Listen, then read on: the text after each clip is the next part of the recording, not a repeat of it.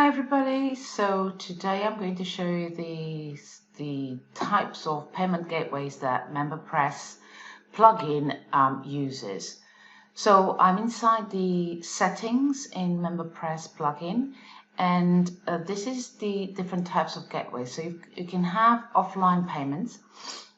So for example, if you are taking checks or cash payments for your business, you can do offline payment. You can use authorize.net.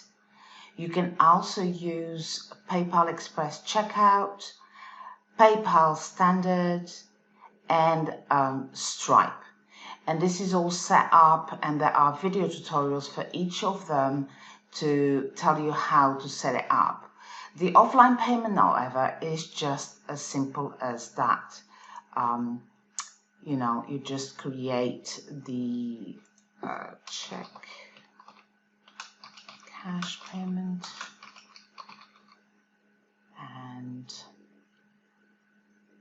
and you have to manually complete these transactions. So is this not? So you have to tick that, and you have to send a welcome email when admin when they complete the transaction, basically. And don't forget to update the options so that you can save it. Done. Okay, I'll speak to you soon. Bye for now.